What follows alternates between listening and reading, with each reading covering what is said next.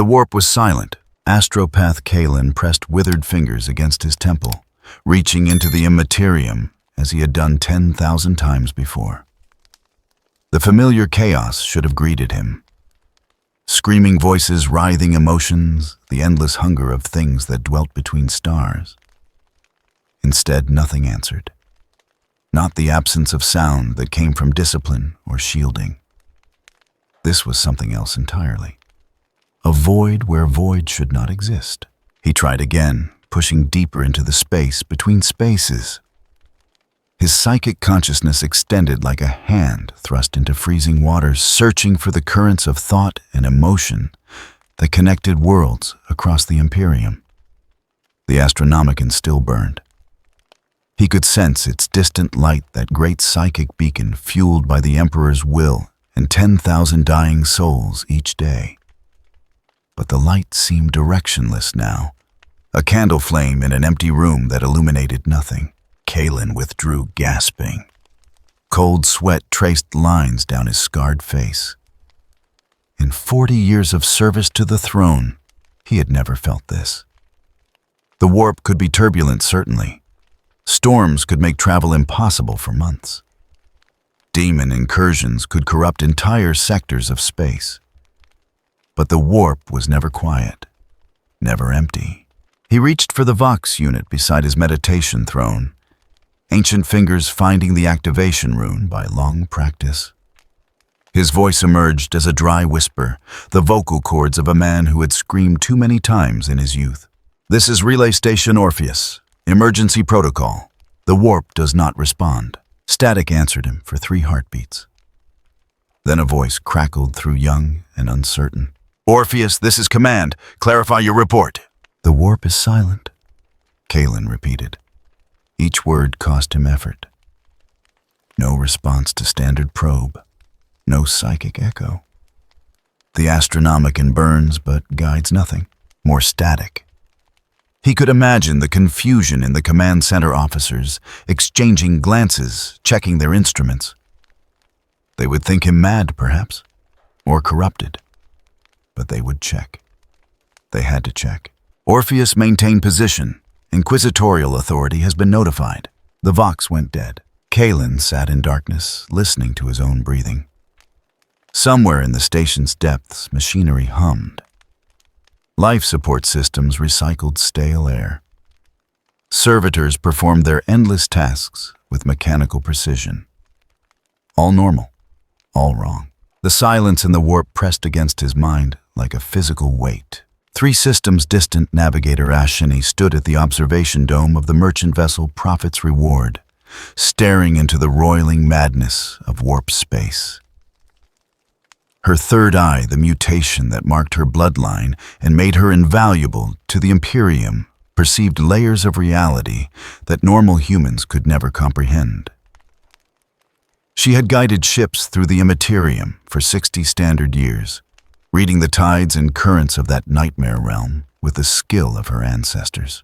But now, for the first time in her long career, she felt lost. The warp still moved. Colors that had no name twisted past the Geller field. Entities that might have been demons, or might have been something else, entirely pressed against the invisible barrier that protected the ship from annihilation. All as it should be. Yet something fundamental had changed. The paths were wrong, not blocked, not destroyed. They existed as clear to her sight as roads carved through wilderness. But they led nowhere. A route that should have connected them to the Cadian Gate simply terminated in empty space. The currents that flowed toward Terra had become eddies, circling endlessly without direction. She turned from the dome, her movement careful despite decades of practice with her mutation. The ship's captain stood nearby, a grizzled woman named Voranos, who had learned to trust Ashini's judgment over her own instruments. "Navigator?" Voranos asked. "What's our status?" "The routes exist," Ashini said slowly, "but they no longer connect to their destinations." "Explain." How could she explain to someone who could not see the warp, was not space as normal humans understood it? Distance meant nothing there. Time flowed backward and forward simultaneously. But beneath the chaos, there had always been structure. Currents created by the collective unconscious of humanity. Eddies formed around planets thick with life. The Astronomicon blazed as a fixed point in the madness, allowing ships to orient themselves and find their way. That structure remained, but it had become meaningless.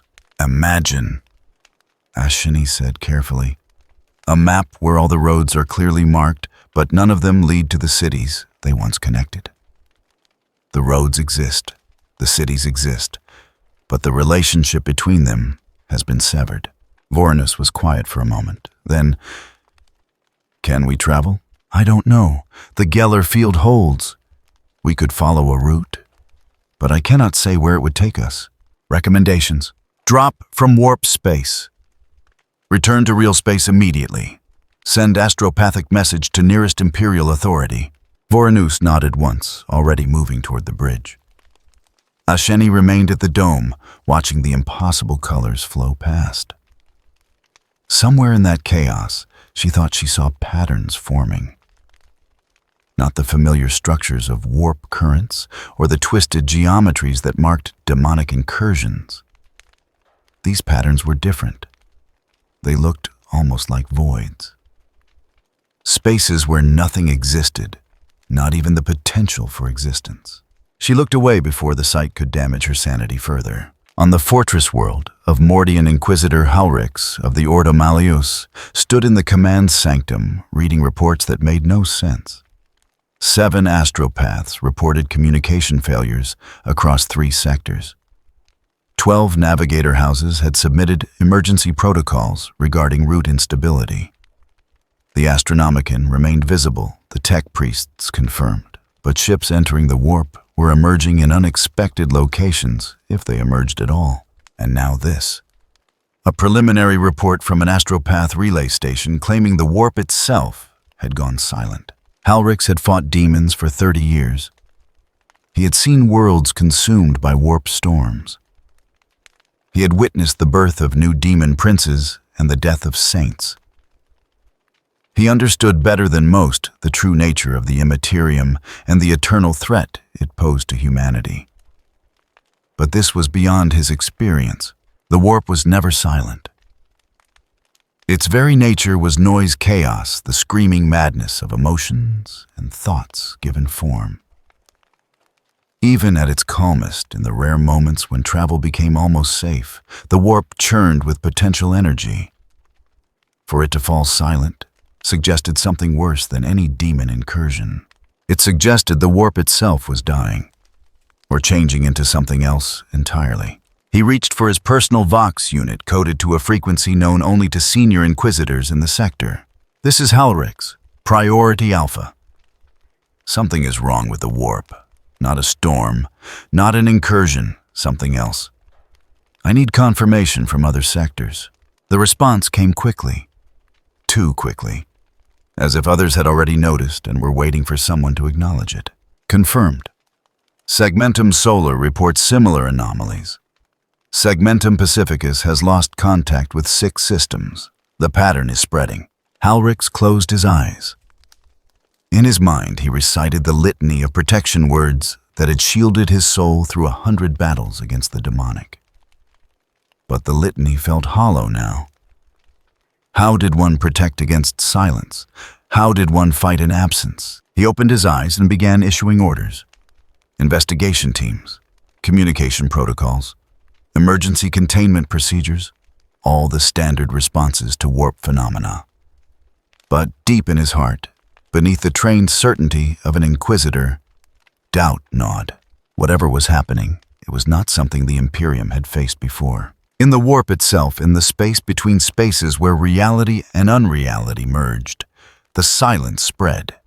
It was not an absence. It was a presence.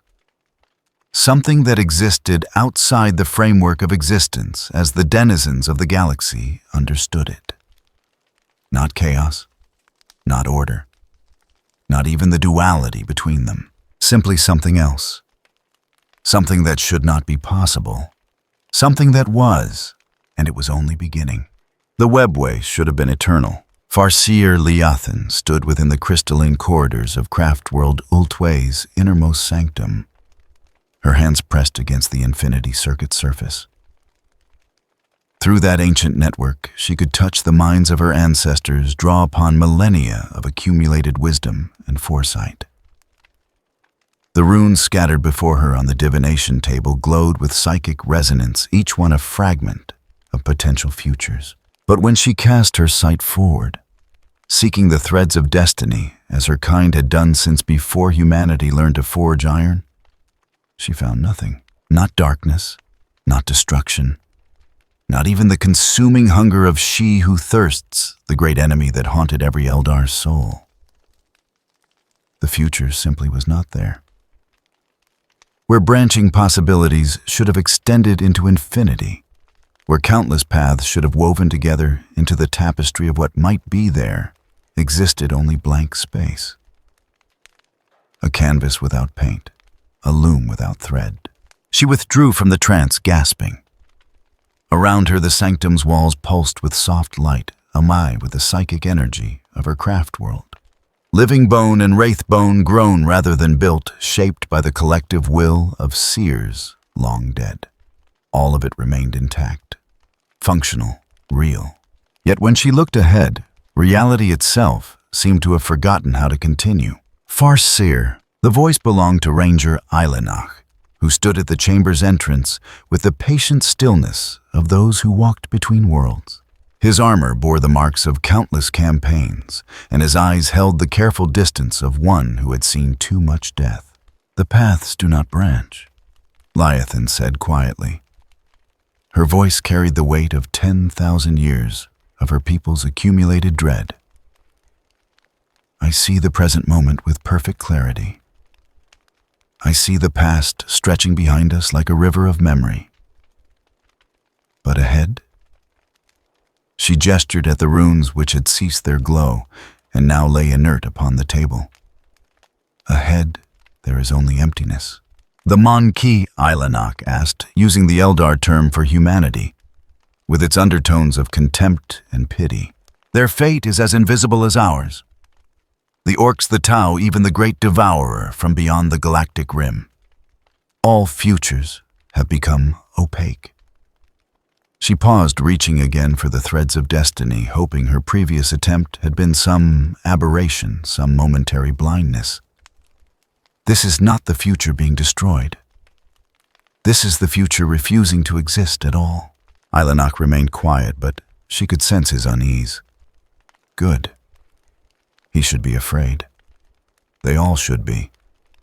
The Eldar had lived with the weight of prophecy for millions of years. Their civilization had been built upon the careful navigation of possible futures, the delicate art of choosing paths that led away from extinction. To lose that sight now, when their race teetered on the edge of annihilation, was not merely unfortunate. It was impossible in the realm of chaos, where the laws of reality held no dominion and madness wore the crown of truth. Something unprecedented occurred. Tenchi, the architect of fate, the changer of ways, the great schemer, whose plot stretched across millennia and whose consciousness encompassed infinite possibilities, found himself confused. The concept itself was alien to his nature. He was the god of change, of transformation, of endless mutation and adaptation. Every possibility existed within his sight simultaneously. Every choice, every outcome, every potential future branched before him like the arms of an infinite tree. He did not merely predict the future. He was the future in all its countless variations. But now, looking toward a particular point in the Imperium, he saw something that defied comprehension. A blank space. Not a single timeline, not even a convergence of multiple paths into one inevitable outcome. Simply nothing. As if causality itself had decided to stop functioning. Around him, the impossible fortress shifted and changed its architecture, responding to his confusion by becoming more labyrinthine, more contradictory. Towers grew downward into foundations that supported nothing. Stairs led simultaneously up and down to destinations that existed in multiple dimensions at once. His demon servants, creatures of pure change and mutation, writhed in sympathetic distress. One of his greater diamonds, a lord of change, whose 9 eyes could see 9 separate timelines, simultaneously materialized before the god's throne. Its form constantly shifted, cycling through shapes that mortal minds would reject as impossible, its feathered wings spreading across dimensions that physics did not acknowledge. Master of transformation. The demon spoke its voice, containing harmonics that existed outside normal space. The threads tangle, the paths circle back upon themselves. We cannot see what comes next. Tenchi considered this. In the time it took for a mortal heart to beat, once he examined 10,000 possible explanations. Each one failed to satisfy. This was not the work of his brother gods. Khorne's rage was straightforward, incapable of such subtle disruption. Nurgle's decay followed predictable patterns, the slow entropy of all things. Slaanesh pursued sensation with single-minded focus. None of them could create this peculiar absence. Nor was it the Emperor. That corpse god's light burned bright enough to see from any point in the warp. But his power was focused entirely on maintaining the Astronomicon and holding shut the portal beneath his throne. He had no strength to spare for altering the fundamental nature of causality. "Show me," Tenchi commanded. The demon's 9 eyes focused on a single point in real space. Through its vision, Tenchi perceived a world. Unremarkable. A minor planet in a forgotten system beyond the reach of the Imperium, unclaimed by any of the great powers. The kind of place that existed in the cracks between empires, noticed by no one. But when he tried to see what would happen there, what futures might unfold, what possibilities might manifest, he found only void. Not because the planet would be destroyed. Destruction was a future, a possibility, something that could be foreseen and planned around. This was different. It was as if the concept of future had been revoked, as if time itself had decided that nothing beyond this moment was permitted to exist. For the first time in his eternal existence, Tenchi felt something close to what mortals might call fear, and failed, not resisted, not blocked. His power simply became irrelevant, like trying to paint on water, like attempting to build with shadows. The void remained unchanged, indifferent to his attention. He withdrew, and in that moment of withdrawal, understood something terrible. This was not something outside the framework of reality. This was something that reality itself had mistaken for its own foundation. It had always been there beneath everything unnoticed, because it made no sound, cast no shadow, exerted no force. And now it was stirring. The demon still knelt before him, waiting for instruction. Tenchi had no instruction to give. For a god whose essence was knowledge of all possible futures, this was worse than death. This was irrelevance. "Monitor," he finally said. "Report any change, and summon my brothers. They need to see this." As the demon departed, Tenchi turned his countless eyes toward the blank space in his vision. Somewhere in the Imperium, something existed that should not be possible. Something that the laws of reality had no mechanism to address. Something that even the gods could not perceive or predict. He searched through his infinite knowledge for understanding cycling, through every piece of information accumulated since the first sentient thought had given birth to the warp. Nothing matched. Nothing explained. In the depths of the impossible fortress, where the most dangerous knowledge was stored in forms that would shatter mortal minds, an ancient tome written in languages that predated speech began to burn. Not with fire, but with absence. Its pages turning blank, its words unwriting themselves, as if the information they contained had become retroactively impossible. Tenchi watched this happen and realized something that the other gods would not understand for some time yet. The future had not been hidden from them. It had not been stolen or destroyed. The future had simply been rendered meaningless. Not because of what would happen, but because of what was. And whatever that something was, it did not play by rules that even chaos could comprehend, in the webway. Farseer Leviathan felt a tremor pass through the infinity circuit. Not a physical sensation, but a psychic one. As if somewhere in the galaxy a fundamental assumption about reality had just been proven wrong. She looked down at her runes again. They remained dark, inert, refusing to show her even the smallest glimpse of what was to come. "This is not the end of destiny," she whispered to herself, testing the words to see if they felt true. "This is destiny becoming impossible." Outside her sanctum, her craft world continued its eternal dance through the webway, fleeing from she who thirsts, carrying the last remnants of a once great civilization. All unchanged. All the same. But the threads that connected present to future that had guided her people for millions of years lay still and silent, waiting for something that had no name to finish arriving. The planet had no official designation in the Imperium's records. Old star charts marked it as Kepri Null, a dead world circling a dying sun in a system that trade routes had abandoned centuries ago. No tithes were collected here. No imperial governors ruled. The administratum had forgotten it existed if they had ever known in the first place. That suited the people who lived there just fine. They were the remnants of failed colonies, the descendants of crashed ships, the survivors of forgotten wars. Humanity persisted here, in small pockets, scattered across the wasteland in settlements that clung to life through sheer stubbornness.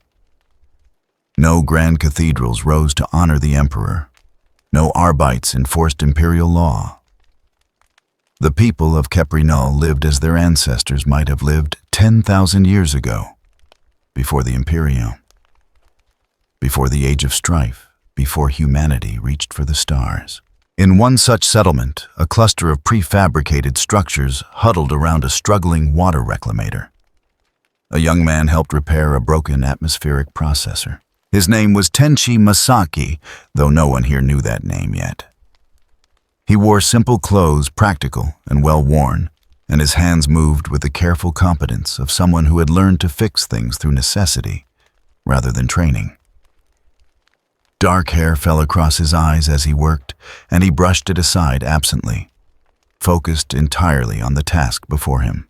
"There," he said, tightening a final connection. "Try it now." The settlement's elder, a woman named Kara, whose face bore the deep lines of too many years under harsh sunlight, activated the processor. It coughed, sputtered, then began humming with steady rhythm. Clean air, or at least cleaner than what the planet's thin atmosphere provided, began flowing through the ventilation system. "Emperor's mercy," Kara breathed. "How did you learn to do that?" Tenchi smiled a small, genuine expression. "My grandfather taught me to fix things." He said understanding how something works is more important than knowing what it's called. "Your grandfather sounds wise." He was. Kara studied him for a moment. He had appeared 3 days ago, walking out of the wastes. With no ship, no vehicle, no explanation for how he had crossed 200 miles of dead terrain without water or shelter. Most strangers who came to Kepri Null were running from something. Imperial justice debts, enemies. But this young man seemed different. He asked for nothing except the chance to help, and in the 3 days since his arrival, he had repaired more equipment than their settlement's technician had managed in a year. "Where are you from?" she asked. "Really?" Tenchi paused, considering the question with visible care. "Somewhere far away. Farther than you'd believe. Try me. I've seen strange things in my years. I don't think I'm in the same universe anymore," he said quietly. Then, seeing her expression, he added, "But I'm here now and these people need help. That's what matters." Before Kara could press further, a sound echoed across the settlement. Engines. Rough, badly maintained, but powerful. The kind of engines that belong to vehicles built for war rather than commerce.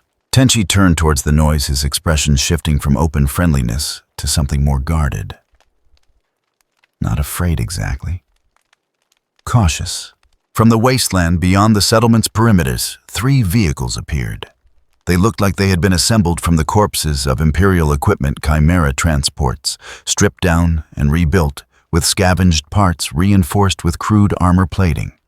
The symbols painted on their hulls meant nothing to Tenchi, but Kara's face went pale. "Raiders," she whispered. "Get inside. Hide." "How many people live here?" Tenchi asked, not moving. 43. "Not enough to fight. We give them what they want and they leave. Usually." The vehicles stopped at the settlement's edge engines, idling, with a predatory growl. Doors opened and men emerged. They wore mismatched armor, some pieces clearly of Imperial origin, others looking like they had been forged in crude foundries. Their weapons were better maintained than their vehicles.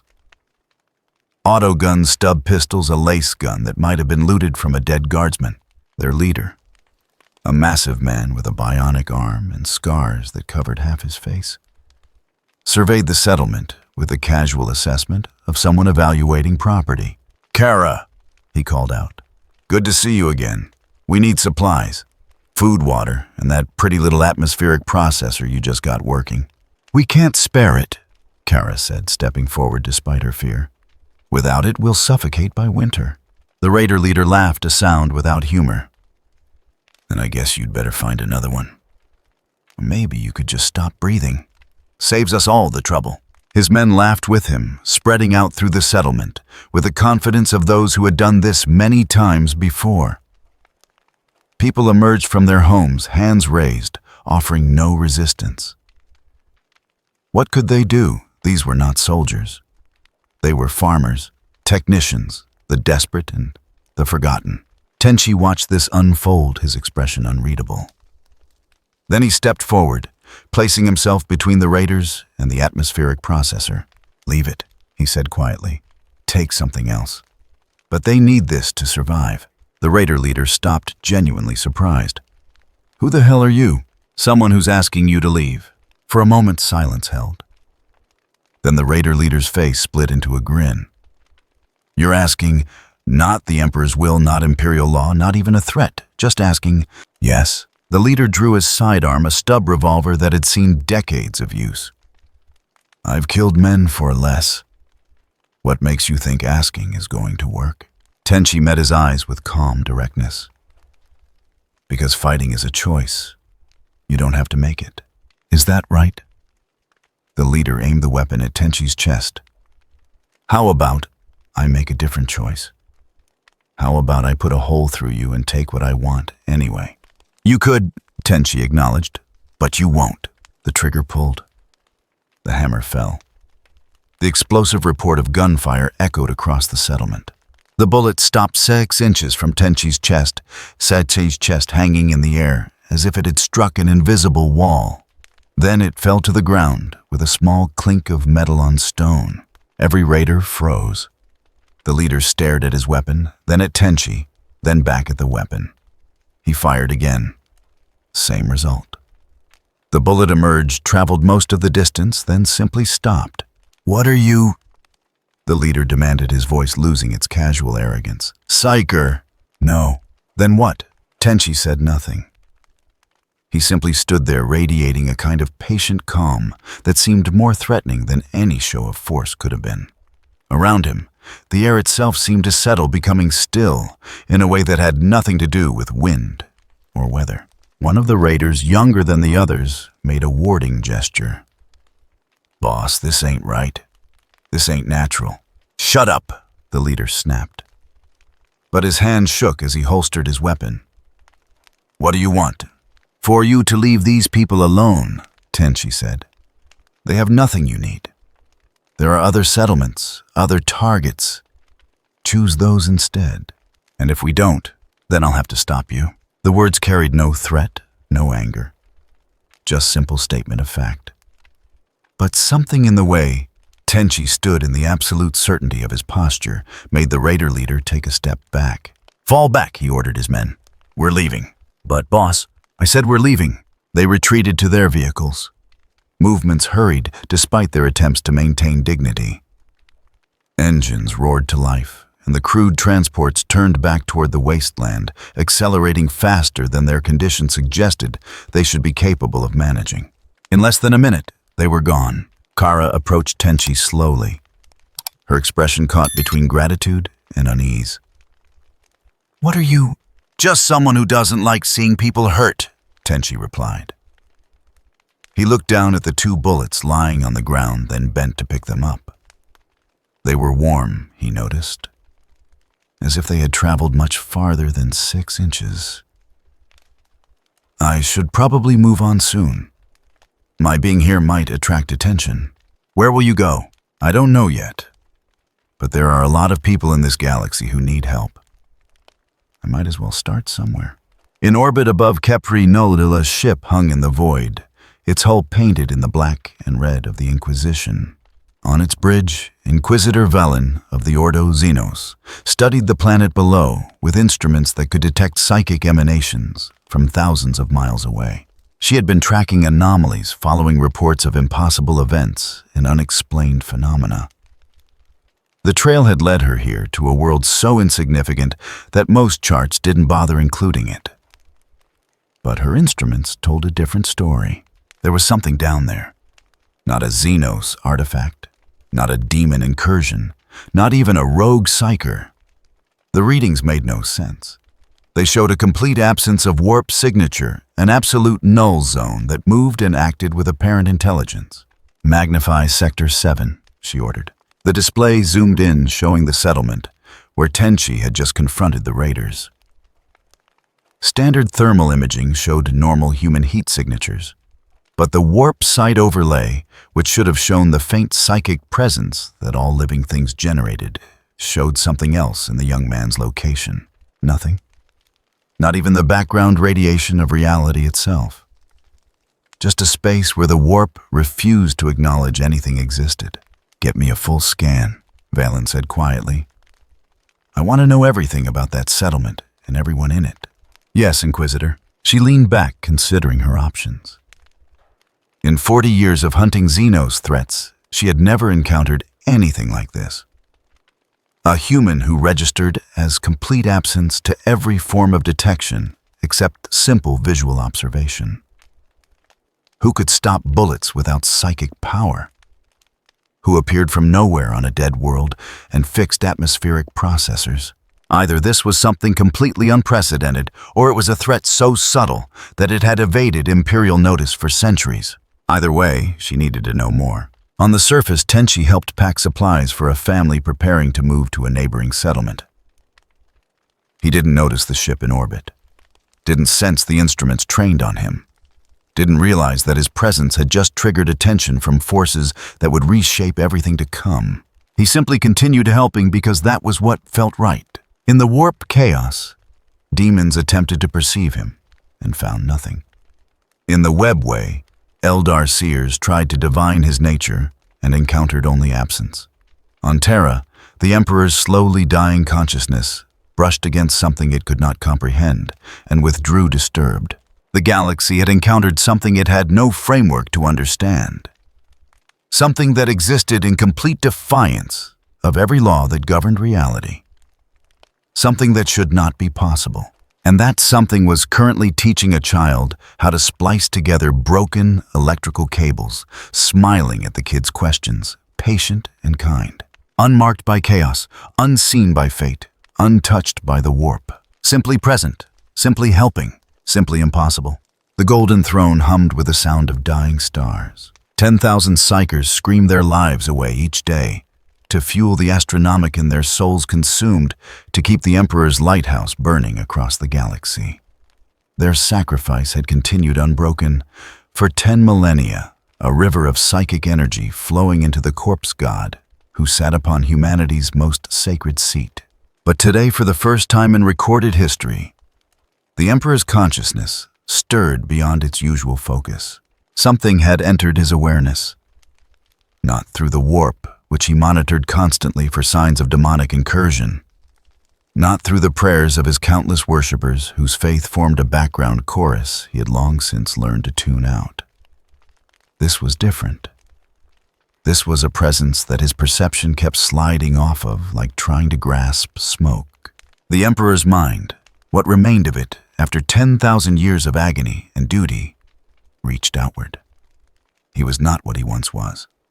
The vibrant psychic force that had united humanity and built the Imperium had been reduced to mere function, a lighthouse keeper who could do nothing but maintain his light. But he retained enough awareness to recognize impossibility when he encountered it. He found the source on a dead world at the galaxy's edge.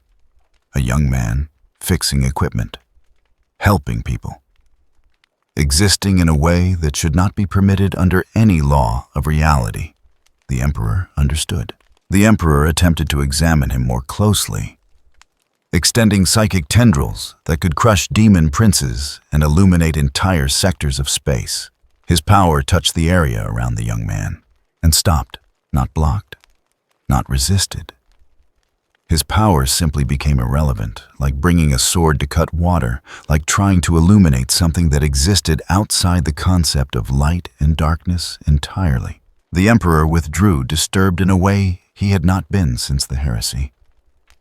In his long existence, he had encountered gods, demons, entities from dimensions that mortal minds could not comprehend.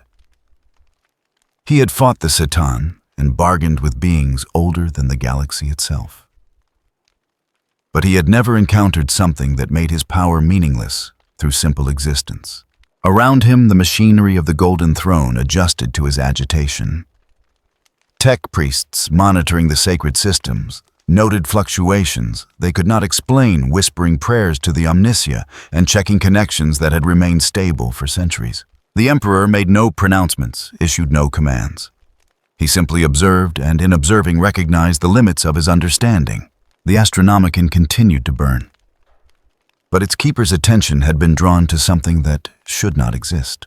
In the realm of chaos, Tenchi convened a gathering that had not occurred since the birth of Slaanesh. The four great powers manifested in a space between spaces where reality was thin enough that they could interact without consuming each other. Khorne appeared as an impossible mass of rage and bloodlust, his form constantly shifting between warrior and beast. Nurgle arrived with the patient corruption of entropy itself, his presence bringing decay even to the timeless realm of chaos. Slaanesh writhed with excess and sensation, beautiful and terrible in equal measure. And Tenchi, the architect, who had called this meeting, stood before them with uncertainty written across his infinite faces. "You have perceived it," he said. "Not a question, a statement. Something that cannot be changed." Khorne growled, his voice like avalanches of skulls. "My warriors cannot spill its blood. My rage finds no purchase. Finds something that will not decay." Nurgle added, his tone almost sad. "My blessings slide away from it. Even inevitability becomes optional in its presence." Slaanesh, youngest of the four, studied the others with eyes that held too many colors. "I felt it the moment it arrived.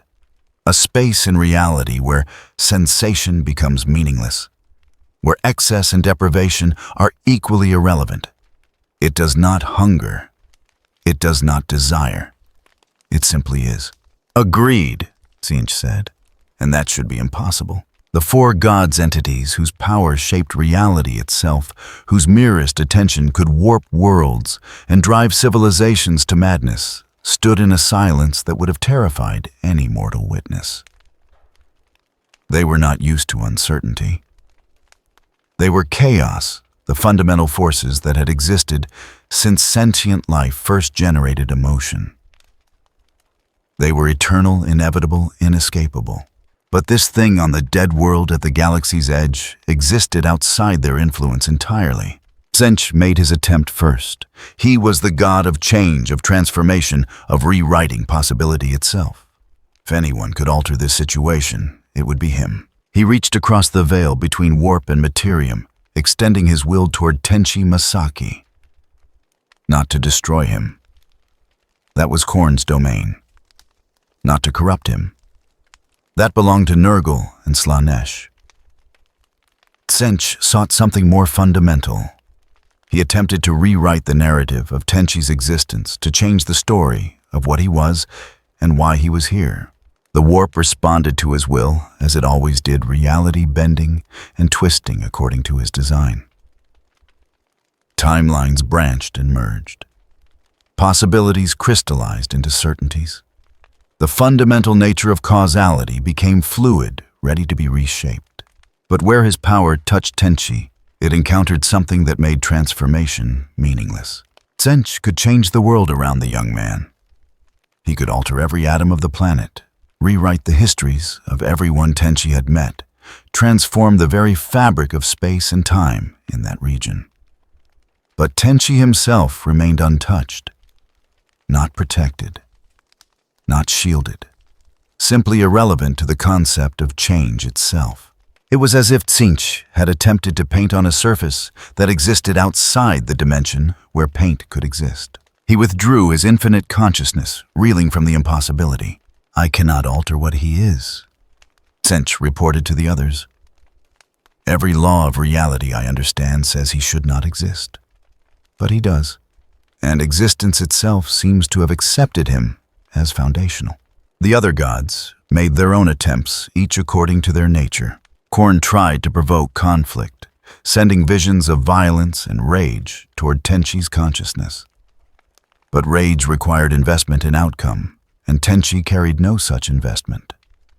He would defend if necessary, but he did not hunger for battle.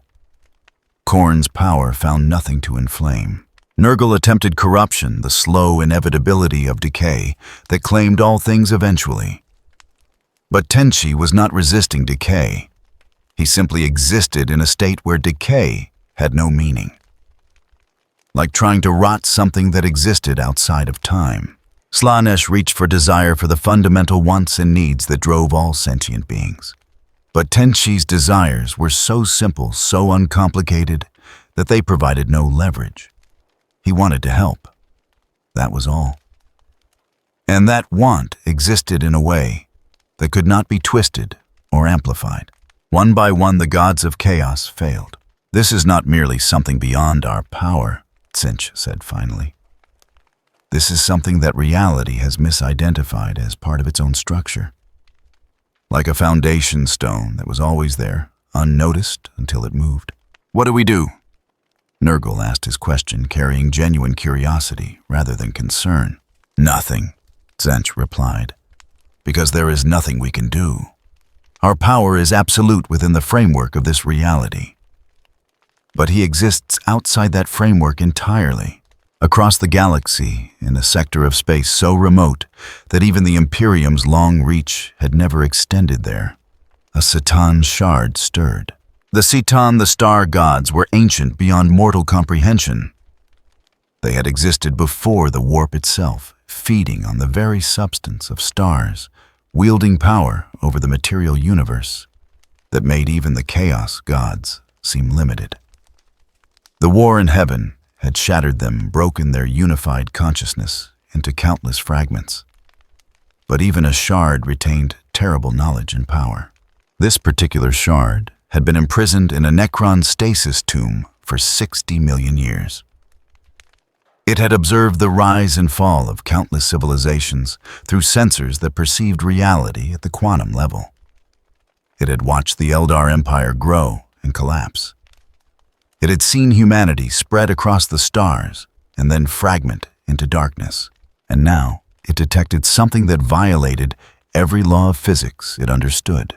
The shard extended its perception, reaching across light years with senses that operated outside conventional space-time. It found the anomaly on Kepri Null, studied it with the cold precision of a being that existed as living mathematics. What it found made no sense. Physics was absolute. Mass, energy, space-time, these were not suggestions or interpretations.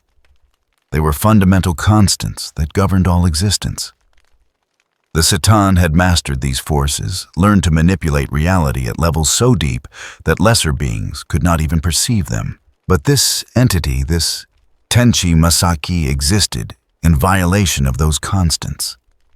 Not through breaking them or overcoming them, but simply by being something to which they did not apply.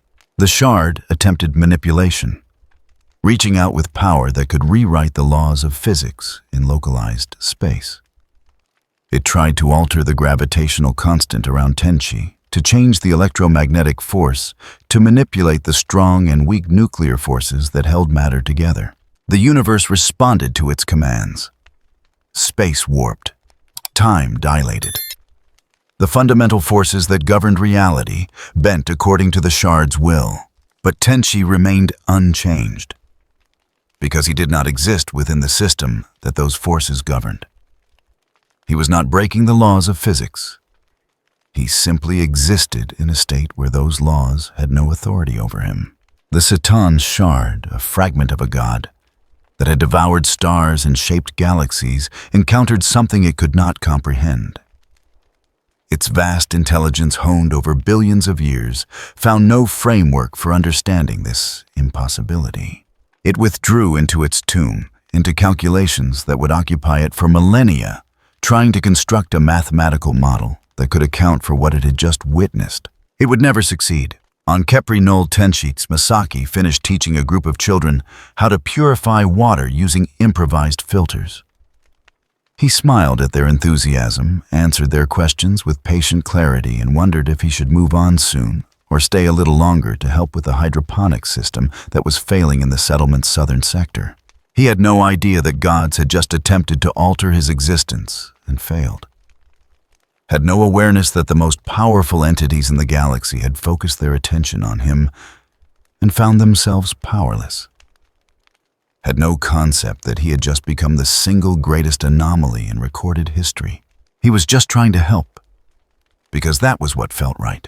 And in the warp, in the materium and dimensions that existed between and beyond, both reality itself adjusted to accommodate something it could not deny. The impossible had arrived, and existence had no choice but to accept it. The warp began to collapse, not in the way that mortals understood collapse, not the sudden catastrophic failure of a structure losing integrity. This was something more fundamental. The immaterium, that endless ocean of thought and emotion that existed parallel to real space, started to lose coherence. Not because it was being destroyed, but because causality itself was forgetting how to connect events to consequences. A psyker on a merchant vessel reached into the warp for guidance and found their consciousness scattered across 17 different moments simultaneously. Each one equally real.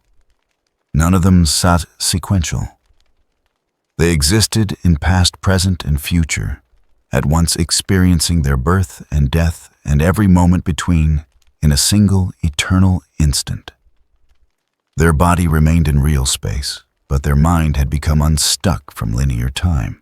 They screamed for 6 hours before their hearts simply stopped, unable to reconcile the contradiction. Across the galaxy, similar events multiplied. Navigators found routes that led to destinations that had not yet existed or had already been destroyed millennia ago. Astropaths received messages from people who had never lived, warnings about events that could not occur, because the prerequisites for those events had become temporarily scrambled. On a forge world in the Segmentum, Tempestus, a tech priest, watched in horror as a machine they were assembling completed itself, then unassembled, then existed in both states simultaneously. The cogitator declared this logically impossible. The machine continued existing anyway. In the eye of terror, demons found themselves unable to maintain cohesion. They were beings of pure thought, given form by the warp's nature. But if the warp could no longer maintain consistent states of being, then what were they? Some simply dissipated.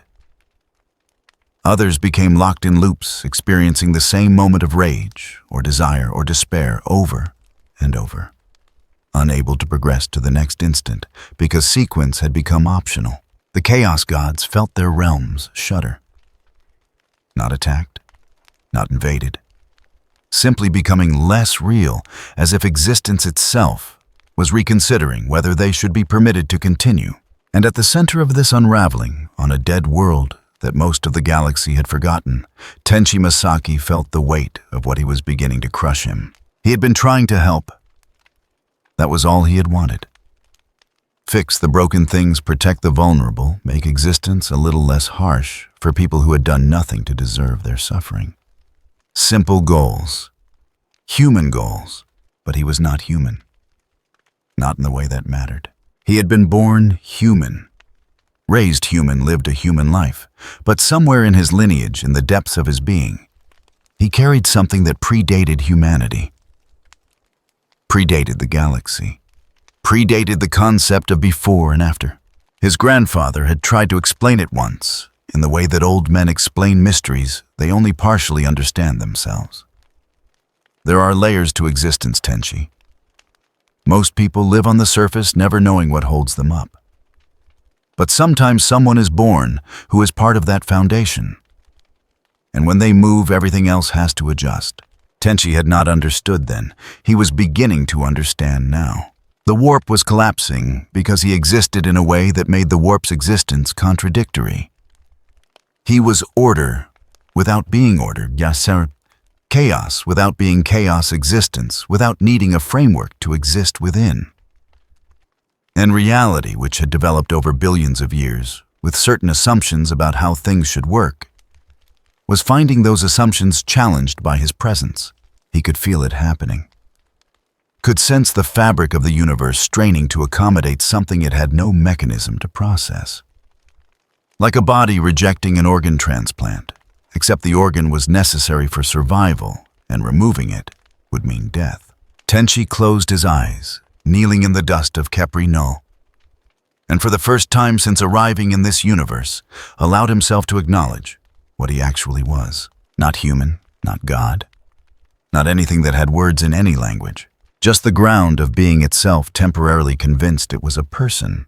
The realization hurt. Not physically. This was the pain of pattern recognition, of seeing the truth and understanding its implications. If he remained as he was trying to maintain the fiction of being merely human, the universe would continue tearing itself apart, trying to make sense of him. But if he accepted what he was, if he let that recognition become active rather than dormant, then Tenchi Masaki would cease to exist. The personality, the memories, the young man who missed his grandfather and wanted to help people, all of that would dissolve back into the substrate it had temporarily emerged from. He thought about the people in the settlement. Kara, who had shown him kindness despite her fear. The children he had taught who had looked at him with trust and curiosity. The raiders he had turned away without violence. All of them would continue suffering if the warp collapsed. All of them would die screaming as reality forgot how to be consistent. The choice was not really a choice at all. Tenchi opened his eyes and let go. The transition was not dramatic. No explosion of light, no thunderous proclamation, no cosmic fanfare announcing transformation. One moment there was a young man kneeling in dust. The next moment there was something else. Not a being, not an entity, not anything that could be pointed to and named. Simply the acknowledgement that existence required certain conditions to function, and those conditions were being met. The warp stabilized, not healed, not purified, not transformed into something better or worse than it had been. It simply remembered how to be consistent again. Causality reconnected with consequence. Time flowed in one direction. Space maintained its dimensions. The fundamental laws that governed reality stopped being optional and became mandatory again. The Chaos Gods felt their realms solidify their power, returning to its previous state. But something had changed. They were still eternal, still inevitable, still the fundamental forces of emotion and thought. But they were no longer the deepest layer of reality. Something beneath them, something they had never noticed before because it made no sound and cast no shadow, had quietly asserted that it was more fundamental than they were. They could exist, but only because they were being permitted to exist. The Emperor, burning on his golden throne, felt the Astronomican's light clarify. The psychic beacon that guided humanity through the darkness shone with renewed purpose, its beam cutting through the warp with precision it had lacked for centuries. Not because the Emperor had become more powerful, but because the medium through which his light traveled had become more stable. He understood what had happened. A sacrifice had been made, not of life, but of identity. Someone had chosen to stop being a person in order to maintain the conditions necessary for persons to exist. The Emperor, who had made similar choices 10,000 years ago, recognized the weight of that decision. On Kepri Null, the settlement's people went about their day, unaware that the universe had just narrowly avoided collapse. They noticed that the atmospheric processor was running more smoothly than before, that the water tasted cleaner, that the oppressive sense of wrongness that had been building for weeks had suddenly lifted. But when they looked for the young man who had helped them, who had fixed their equipment and turned away the raiders, they found no trace. No footprints leading away, no ship in orbit, no body or belongings left behind. It was as if he had simply stopped being there. Kara stood at the settlement's edge, looking out across the wasteland. She held one of the bullets that had fallen from the air when Tenchi had stopped the raider's gun. It was still warm, still humming with energy it should not possess. "Thank you," she whispered to the empty horizon. "Whoever you were." The wind carried no answer. In the space between warp and materium, in dimensions that had no names, because language required dimensionality to function, something that had briefly been Tenchi Masaki existed in a state that had no description.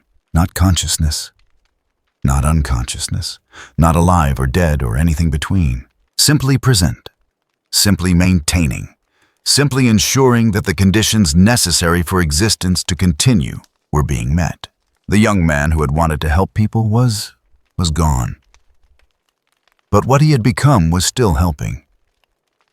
Would always be helping. Would help until the last star burned out and the last thought faded and existence itself reached its natural conclusion. It was not the ending Tenchi would have chosen, but it was the ending that was necessary. And in the grim darkness of the far future, where there was only war and suffering and the slow decay of all things, that necessity meant everything could continue. Not saved, not redeemed, not made better, but permitted to persist. And sometimes in a universe this cruel that was enough. The Imperium continued its slow death. On Armageddon, orc war bands clashed with the Astra Militarum in battles that had raged for decades and would rage for decades more. Millions died daily, their bodies buried in mass graves or left to rot in the industrial wastes. The survivors fought on because that was what they had always done, because the alternative was extinction. Nothing had changed. The greenskins still came in endless tides. The Imperial Guard still held the line with bayonets and faith. Commissars still executed deserters. Priests still proclaimed the Emperor's glory over the screams of the dying. But something felt different. Colonel Varak of the 717th Cadian noticed it first. His regiment had been holding a manufactorum district for 3 weeks, surrounded on all sides by orcs who showed no sign of retreating. They were down to their last ammunition reserves, the water recyclers had failed, and casualty rates suggested they had perhaps 2 more days before they would be overrun completely. Standard Imperial doctrine in such situations was clear fight to the last man. Deny the enemy any strategic advantage, die well. But on the morning of what should have been their final stand, Varak found himself thinking about alternatives. Not surrender. Never that. But perhaps a fighting withdrawal, a tactical retreat that would allow his soldiers to regroup and continue the war elsewhere. The thought was borderline heretical. Cadians did not retreat. Cadians held the line. Yet the thought persisted clearer than it should have been. He looked at his soldiers, exhausted men and women who had followed him through a dozen campaigns. Good soldiers, loyal, brave, worth more alive than dead. Prepare for tactical withdrawal, he heard himself order. "We fall back to the secondary position. Fighting retreat. No one gets left behind." His officers stared at him, then without question began issuing commands. They made it out. All of them. The orcs pursued, but with less coordination than usual, as if the green-skinned psychic network that united them had become momentarily unclear. By nightfall, Varric's regiment had linked up with reinforcements and established a defensible position. He did not understand why he had made that choice. Did not know that across the galaxy, millions of other officers were making similar decisions, finding clarity. Where before there had been only dogma and desperation, the Imperium had not become kind. But it had become fractionally less willing to waste lives pointlessly. In the Eye of Terror, the demon prince Kashara, the thrice blessed, found himself unable to manifest in real space, not because of imperial wards or holy barriers. Not because some hero had banished him with blessed weapons. He simply could not make the transition from warp to materium anymore. Every time he attempted to cross the boundary, his form destabilized his consciousness, fragmenting across too many dimensions to maintain coherence. After his 7th attempt, he retreated into his fortress within the warp and considered this development. The warp had always been his domain. Here his power was absolute. He could reshape reality with a thought command. Legions of lesser demons bargain with entities that mortals would call gods. But the warp felt different now. More solid. Less responsive to his will. It was as if someone had drawn a line between possible and impossible and told the warp to respect that boundary. Kashara reached out to his patron Tenchi, seeking understanding.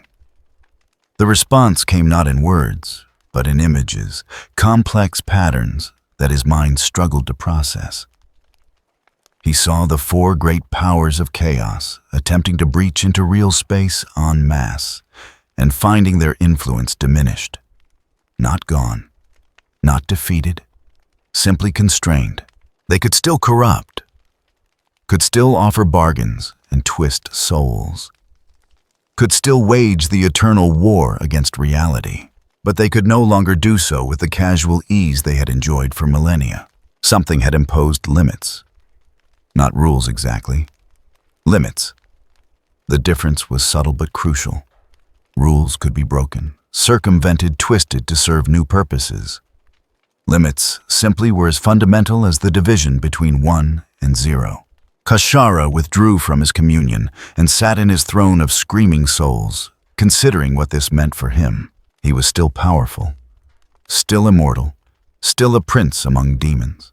But for the first time in his existence, he felt uncertainty about what would come next. On Craftworld Ulthwé, Farseer Lethan discovered she could see the future again, not clearly, not with the precision she had once possessed.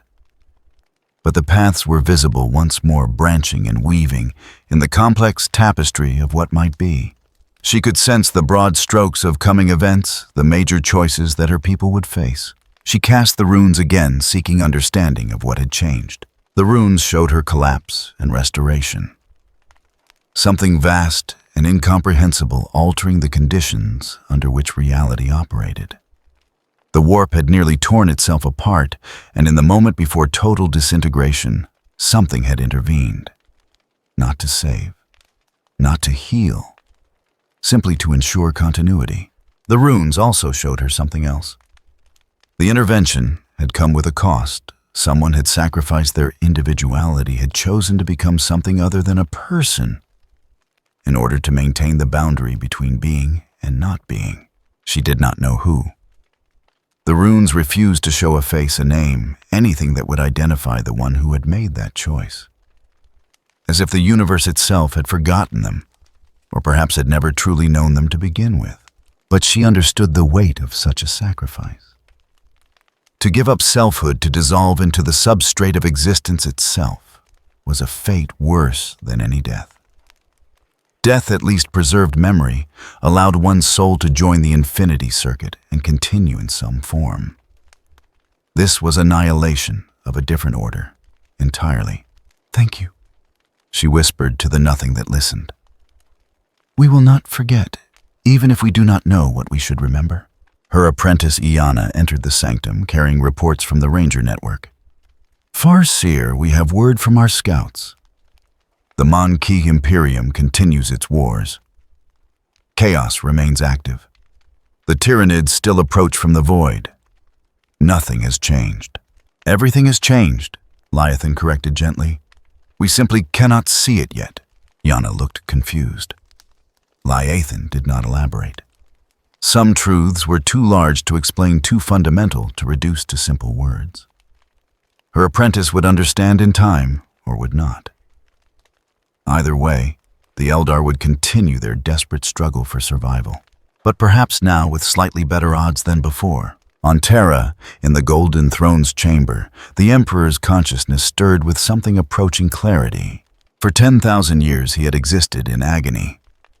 His attention divided between maintaining the Astronomicon holding, shut the webway gate beneath his throne, and managing the slow decay of his physical form. There had been no room for thought beyond function, no capacity for consideration beyond survival. But now, for the first time since Horus had struck him down, he could think. Not freely, not clearly, but more than he had in millennia. He considered the Imperium that bore his name, saw its corruption, its stagnation, its transformation into everything he had fought against. The imperial truth had become the imperial cult. Science had become superstition. Unity had become oppression. He had built an empire of reason, and it had become an empire of faith. Should he feel regret? Anger, disappointment? He felt only tired acceptance. He had made choices based on the information available. Had believed that force and certainty could unite humanity against the darkness. Had been wrong in ways he could never have predicted. But the Imperium survived. Brutal, wasteful, oppressive, yes, but surviving. Humanity endured across 1,000,000 worlds, still fighting, still refusing to surrender, despite the endless night that pressed in from all sides. That had to count for something. The Emperor's attention drifted to the young custodian, standing watch at the throne room's entrance. The guard stood perfectly still, as they all did a living statue, whose entire existence was dedicated to protecting a corpse. What kind of life was that? What joy could be found in such service? But the custodian's face showed no resentment, no suffering, only purpose. Perhaps that was enough. Perhaps in a universe this cruel having purpose was all anyone could hope for. The Emperor's consciousness settled back into its endless vigil. Maintaining the light that guided ships through the darkness, holding shut the gate that would doom Terra if it ever opened. Nothing had changed. The Imperium was still dying. Chaos still threatened. The galaxy still burned, but the death would be slower now. The threats more manageable, the burning less intense. In the grim darkness of the far future, there was still only war. But war could be survived. And survival against all odds, against all reason, in defiance of every cruel fate the universe could devise, was its own form of victory. Across the galaxy on worlds that would never know what had happened, people continued their lives. Soldiers fought and died. Workers labored in factories. Children were born into a universe that had no love for them. And above it all, in spaces between spaces, in dimensions without names, something that had once been a person maintained the conditions necessary for existence to continue, not watching, not judging, not interfering. Simply present. Simply ensuring that the universe remembered how to keep being a universe. The sacrifice had been made. The crisis had passed. What remained was what had always remained. Humanity struggling against the dark, and the dark patient and eternal waiting. The records were incomplete by design. In the Black Library, that repository of forbidden knowledge hidden within the webway, where the Eldar stored truths too dangerous for mortal comprehension, a single entry existed that had no author and no date. The text appeared in a language that predated the fall, written in script so old that only the most ancient of the Harlequins could decipher it. The entry was brief. 3 sentences carved into wraithbone that refused to decay. There came one who was not of the weave. The tapestry bent around him, and in bending remembered its own nature. He departed by becoming what he had always been. Eldred Ulthron, eldest of the Farseers, stood before this entry in the library's deepest vault. He had walked past it 10,000 times over the course of his long life, and had never truly seen it until now. But recent events had drawn his attention to anomalies, to discontinuities in the historical record, to moments where cause and effect seemed to skip like a scratched recording. He reached out with his psychic senses, trying to perceive the story behind the words. The vision came slowly, reluctantly, as if reality itself was uncertain whether this knowledge should be shared. He saw a young man on a dead world, saw gods and demons turn their attention toward him and fail to comprehend what they witnessed, saw the moment of choice, the quiet sacrifice, the dissolution of identity into something more fundamental than identity could describe. And he saw the aftermath. How the galaxy had continued unchanged in its cruelty, but somehow more stable in its foundations. How the small mercy of consistency had rippled outward, allowing those who fought against the darkness to do so with fractionally better odds. When the vision faded, Eldred stood in silence for a long time. "You did not save us," he said to the empty air. "You did not end our suffering or defeat our enemies. You simply made it possible for struggle to have meaning again." No answer came. He had expected none. Eldred turned from the entry and walked back through the library's infinite corridors, past shelves containing the accumulated wisdom and horror of a civilization that had lasted 60 million years. He thought about heroism, about sacrifice, about the nature of salvation. The Eldar told stories of heroes who had saved their people through strength or cunning or divine intervention. Great warrior kings who had led armies to victory. Prophets who had foreseen disaster and steered their civilization away from doom. Martyrs whose deaths had purchased survival for others. But this was different. This was someone who had not saved anyone, had not defeated any enemy, had not even remained present to witness the consequences of his actions. He had simply ensured that consequences could continue to exist. Perhaps that was the truest form of heroism. Not the spectacular victory or the glorious last stand, but the quiet choice to maintain the conditions necessary for others to keep trying. Eldred would not record this revelation, would not share it with his fellow Farseers. Some truths were too subtle for doctrine, too easily misunderstood. Better to let it remain here in the Black Library's depths, waiting for the next soul who needed to understand it. On a Forge world, at the edge of the Imperium's reach, Tech Priest Sigma 7 discovered an anomaly in the historical data archives. Standard protocol required all significant events to be recorded in triplicate, verified by multiple sources, and stored in formats resistant to data corruption. But Sigma 7 had found a gap. A period of approximately 3 standard weeks, where records from multiple sectors showed discontinuities. Ships arriving at destinations they had never departed for. Communications received from outposts that had not yet been established. Small inconsistencies that added up to something larger. At the center of these discontinuities was a planet, Kepri Null, listed in older charts but absent from newer ones. As if the Administratum had simultaneously remembered and forgotten its existence. Sigma 7 filed a report requesting investigation.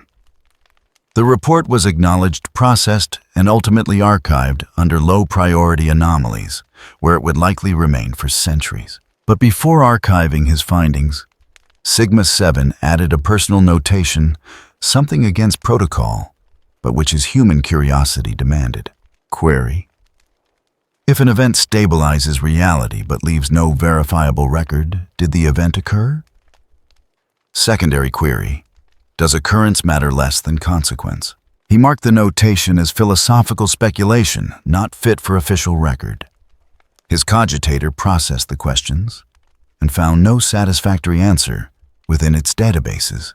Sigma-7 did not know why he felt compelled to ask these questions, did not understand the vague sense of gratitude that seemed to emerge from his organic components, that small portion of him that was still human beneath the mechanical enhancements. He attributed it to chemical imbalance and returned to his duties. On Kepri Null, generations passed. The settlement that Tenchi had helped grew slowly, merging with other communities, eventually establishing contact with distant trading posts. They developed their own culture, their own stories, their own ways of surviving in a universe that cared nothing for them. They told their children about the old days, when the settlement had nearly failed, when raiders had threatened them with extinction. And some of the oldest members, those who had been there, would mention a stranger who had appeared for a brief time, who had fixed what was broken and turned away violence with gentle words. But the details grew fuzzy over time. No one remembered his face clearly. Some said he had been tall, others short. Some remembered him as young, others as ageless. The stories contradicted each other in small ways that eventually became large ways. Eventually, they stopped telling the story altogether. Not because it was forgotten exactly, but because it had become too uncertain to pass on as fact. It faded into the realm of pleasant myths of things that might have happened or might have been dreamed. In 3 more generations, even the myth would be gone. Kara, now ancient and bent with years, sat at the settlement's edge on the last evening of her life. She held something in her hand, a bullet old and worn that hummed with energy it should not possess. She had kept it all these years, though she could no longer remember clearly why it mattered. Something about a stranger, something about kindness in a cruel universe, something about hope. The details eluded her, but the feeling remained. "Thank you," she whispered to the setting sun, "for whatever you did, for whoever you were." The next morning, they found her body peaceful in death. The bullet was still clutched in her hand. Her descendants took it, examined it, found nothing remarkable about it, and eventually lost it among other small possessions. Within a year, no one remembered it had existed. In the space between spaces, in the dimensions without names, something that had been a person and was now something else maintained its vigil, not watching, not remembering, not grieving for what had been lost, simply present, simply ensuring, simply being the ground upon which existence could continue to build itself. There were no thoughts anymore, no desires, no personality to miss what had been sacrificed, only function, only the quiet, eternal work of holding reality together at its most basic level.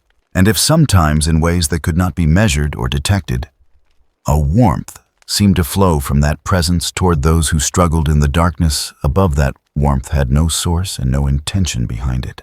It was simply what remained when everything else had been let go. The Eldar would not remember his name. The Imperium would never record his sacrifice. Even those he had helped directly would forget his face within a generation. But the universe itself would remember in the way that foundations remember the weight they carry. Silently, uncomplaining, essential. There were some who came to save, some who came to conquer, some who came to destroy or transform or remake the galaxy according to their vision. And then there was one who came only to ensure that tragedy still had meaning, that suffering could be endured, that the struggle against darkness could continue to matter. He did not stay, could not stay, chose not to stay. But in leaving, in becoming something other than what he had been, he made certain that everything else could remain. In the grim darkness of the far future, there was only war. But beneath that, war, beneath the suffering and the violence and the endless cruelty, there was now something else, a foundation, a certainty, a quiet promise that existence would continue to be possible even when it seemed impossible. No one would thank him. No one would build monuments or sing songs. No one would remember. But the universe would keep turning. Humanity would keep fighting. Hope would remain, however small, however fragile. And that was enough. That had always been enough. That would always be enough.